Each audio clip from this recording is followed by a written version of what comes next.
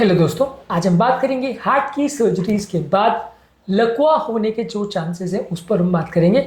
Usually जब किसी व्यक्ति को ओपन हार्ट सर्जरी करते हैं तो 2% केसेस में अराउंड लकवा आ सकता है। छोटे छोटे या माइनर क्लॉट्स की वजह से माइनर ब्रेन का डैमेज 5 to 10% केस में भी देखा जा सकता है। ज़्यादातर ये हार्ट की वजह से छोटे छोटे क्लॉट या छोटे छोटे पार्टिकल्स अगर ब्रेन में चले जाते हैं, ब्रेन की नली को चोक कर सकते हैं, तो उसकी वजह से होता है।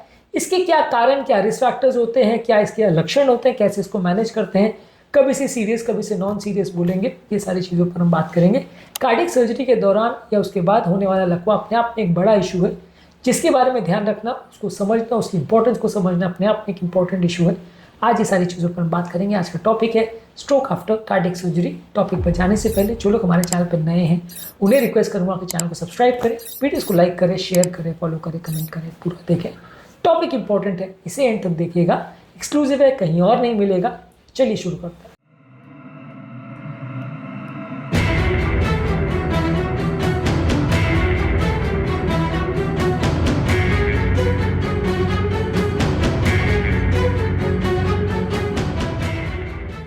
यूजली अगर किसी व्यक्ति की अगर कार्डियक सर्जरी हुई हो तो उसके दौरान लकवे होने का चांस 2-3% तक हो सकता है। ज़्यादातर ये इस्केमिक स्ट्रोक होता है, यानी क्लॉट ब्रेन में जाने की वजह से होता है, लेकिन इसमें पेशेंट का मृत्यु दर और उसकी लॉन्ग टर्म डिसेबिलिटी होने का चांस ज़्यादा होता है, क्योंकि कई बार बहुत सारा क्लॉट बर्डन ब्रेन में चला जाता है, जो कि ब्रेन में बहुत ज़्यादा मात्रा में डैमेज कर सकता है।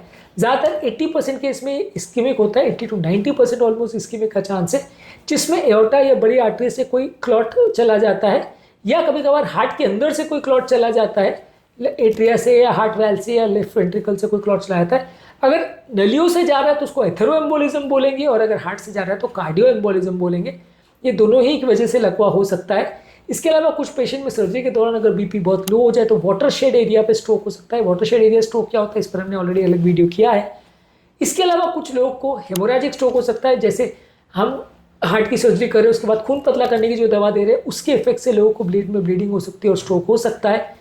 पेशेंट को ब्लड प्रेशर बहुत ज़्यादा बढ़ने की वजह से सर्जरी के दौरान या उसके बाद कुछ दवाइयों की वजह से भी ब्रेन में ब्लीडिंग हो सकती है और स्ट्रोक हो सकता है। ब्लीडिंग होने का चांस 10 to 20% है और क्लॉटिंग होने का चांस 80 to 90% है। ज़्यादातर केस में सर्जरी के बाद जो लकवा होता है वो क्लॉटिंग की वजह से होता है। इसके होने के क्या रिस्क फैक्टर्स हैं?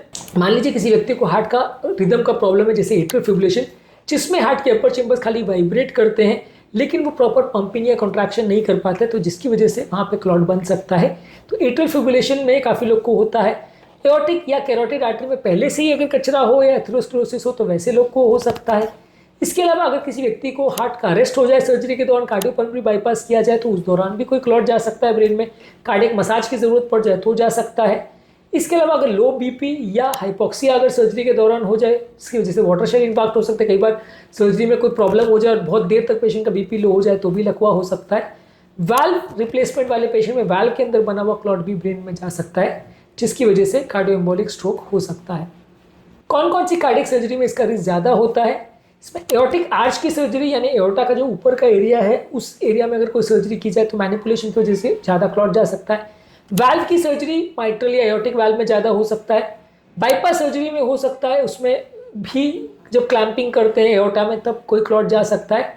लेफ्ट वेंट्रिकुलर असिस्ट डिवाइस, यानी हार्ट के अंदर हार्ट को सपोर्ट करने के लिए जब असिस्ट डिवाइस लगाते हैं तो हो सकता है। हार्ट ट्रांसप्लांटेशन की सर्जरी के दौरान हो सकता है। तो ये सारी वो सर्जरीज है जिसमें ज़्यादा रिस्क होता है क्लॉटिंग होने का। लक्षणों में ज़्यादातर रेगुलर लकवे जैसे ही लक्षण होते हैं। सडन कोई व्यक्ति को वीकनेस होगा, बोलने में दिक्कत आएगी, कोई वर्ड निकालने में दिक्कत आएगी, वर्ड को ढूंढने में दिक्कत आएगी, दिखने में तकलीफ होगा, एक का दो दिखने लगेगा। इसके अलावा चक्कर आएंगे, इम्बैलेंस होगा, अगर पोस्टीरियर सर्कुलेशन में क्लॉट गया खासकर वैसा देखने को मिल सकता है। हाथ पाँव में कमजोरी हो सकती है। ब्लीडिंग अगर किसी व्यक्ति को होता है तो सीवियर हेडेक या वॉमिटिंग हो सकता है। कंडीशन ब्रेन की कंडीशनली डिटोरेट करते जाए और पेशेंट अनकॉन्शियस हो जाए, कोमा में हो जाए, ऐसा हो सकता है। ब्लीडिंग की वजह से अनकॉन्शियसनेस हो सकती है, पेशेंट को कोमाटोज हो सकता है, मिर्गी आ सकती है। ये सारे वो लक्षण हैं जो ब्रेन की ब्लीडिंग सजेस्ट करेंगे। ये स्ट्रोक को हम डायग्नोज कैसे करते हैं? रेगुलर स्ट्रोक के जैसे सीटी या ब्रेन का एमआरआई करते हैं। पहले 24 घंटे में डिटेक्ट करना है तो सीटी ज़्यादा अच्छा है, क्योंकि वो ब्लीडिंग और क्लॉटिंग दोनों में डिफ्रेंशिएट कर सकता है। 24 घंटे के बाद अगर करते हैं तो एमआरआई ज़्यादा अच्छा है, क्योंकि उसकी प्रेडिक्टिव वैल्यू और एक्यूरेसी ज़्यादा अच्छी है। सीटी एंजियोग्राफी या एमआरआई एंजियोग्राफी से नली में कोई चोक है कि नहीं वो आप डिटेक्ट कर सकते हो। कैरोटिड डॉपलर कर सकते हो, जिससे भी गली की नली में कोई चोक है कि नहीं वो डिटेक्ट कर सकते हैं। और हार्ट का अल्ट्रासाउंड या ट्रांसथोरेसिक या ट्रांसइसोफेजियल इको करके हार्ट में कोई क्लॉट तो नहीं है वो आप डिटेक्ट कर सकते हैं। इसका मैनेजमेंट बाकी लकवों जैसा ही होगा। अगर पेशेंट को ब्रेन में क्लॉट है तो खून पतला करने की दवा देनी पड़ेगी, या क्लॉट निकालने के लिए सर्जिकल प्रोसीजर भी कर सकते हैं जिसको मैकेनिकल थ्रोम्बेक्टमी बोलते हैं। और उसके बाद पेशेंट का बीपी कंट्रोल करना है, खून पतला करने की दवाइयाँ देनी है, ये सारी चीज़ें करनी। यदि ब्लीडिंग हुआ है तो जो कारण से ब्लीडिंग हुआ है, मान लीजिए हाई बीपी की वजह से हुआ है तो बीपी को कम करना है, मॉनिटरिंग करनी है।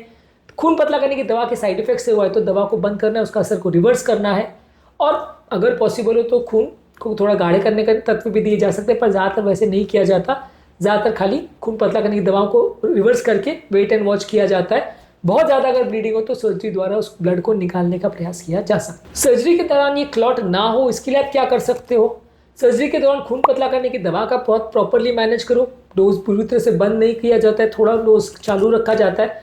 बहुत ज़्यादा खून पतला करने की दवा देंगे तो सर्जरी में ब्लीडिंग हो सकती है, कम देंगे तो क्लॉटिंग हो सकती है। तो ये सारी चीज़ों को प्रॉपरली मैनेज करना पड़ता है। बहुत ज़्यादा भी डोज नहीं दो, बहुत कम भी नहीं दो। कई बार फिर भी किस्मत खराब हो सकता है प्रॉब्लम, लेकिन फिर भी आप ज़्यादा ध्यान दोगे तो ज़्यादा अच्छा है। इसके अलावा एट्रियल फिब्रिलेशन को मॉनिटर और ट्रीट किया जाएगा, बीपी प्रॉपर मैनेज किया जाएगा, ऑक्सीजनेशन प्रॉपर मैनेज किया जाएगा। अगर हार्ट का प्रेशर कम हो गया, बीपी कम हो गया तो जल्दी अग्रेसिव इसको मैनेज किया जाएगा। गले की नली में चोक है तो उसका स्टेंटिंग कर सकते हैं। और एओर्टा को प्रॉपर क्लैंपिंग बहुत ज़्यादा नहीं करे, उसकी मैनिपुलेशन नहीं करे ताकि एथेरोएम्बोलिज्म या एओर्टा से क्लॉट ना चला जाए।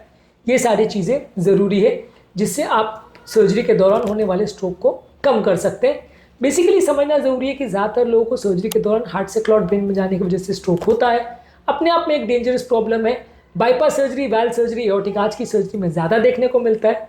जल्दी रिकॉग्नाइज करें तो बाकी स्ट्रोक का जैसे मैनेजमेंट करते हैं वैसे इसका मैनेजमेंट करना है। आज के टॉपिक में हमने बात करी कार्डियक सर्जरी के दौरान होने वाले लकवों के बारे में, वो किस तरह का होता है, कैसे मैनेज करते हैं, कैसे रिकॉग्नाइज करते हैं, ये सारी चीज़ों पर हमने बात करी। इसके प्रिवेंशन के टिप्स पर हमने एक अलग वीडियो किया है, उसको भी देख लीजिएगा। उम्मीद करूँगा कि आज के टॉपिक में कुछ नई बातें जानने को मिली होगी। जो लोग हमारे चैनल पर नए हैं उन्हें रिक्वेस्ट करूँगा कि चैनल को सब्सक्राइब करें, वीडियोज़ को लाइक करें, शेयर करें, फॉलो करें, कमेंट करें, पूरा देखें।